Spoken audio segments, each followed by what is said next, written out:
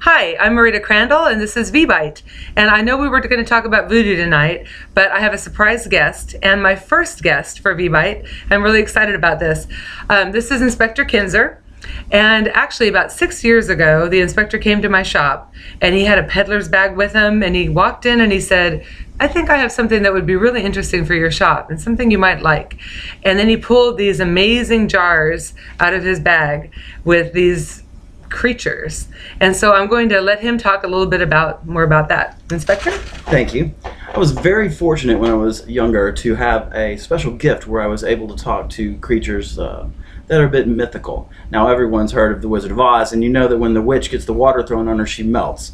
Well, that is actually a true thing. Whenever magical creatures get destroyed or die, they disintegrate very, very quickly.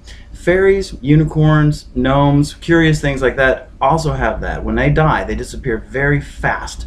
So I was able to make contact with the fairy world and have them come to me before they die.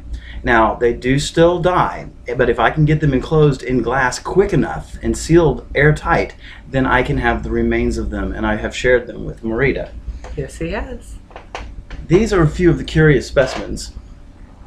They don't show up very well in glass. You can kind of get an idea there, though.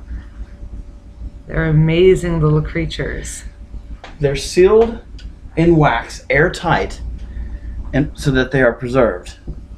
When they disintegrate, their hands and feet usually disintegrate. Look. You can really see his little head there. Whoa. You see that? Okay. Excellent. Okay.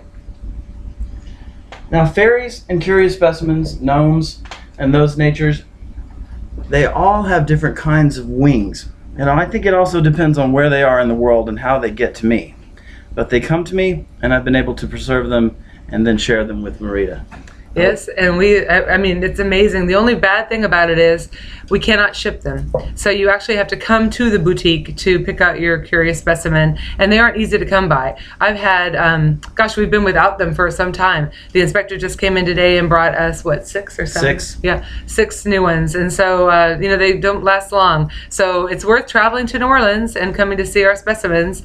And other people try to find them. I'm guilty of something. These 2 gentlemen came in one day, and they were kind of train hoppers, and they saw them, and they're not cheap. They're about $300, $350, something like that. And they couldn't believe the price of them. So they asked me, where do I get them? And I told them about the inspector and that he finds them out in the swamps. And so they wanted to know, well, what swamps? And I said, well, maybe, our swamps. So I kind of sent them out to the swamps looking for some, and they never saw them again. I don't think they're coming back. I hope they're okay. Right, me too.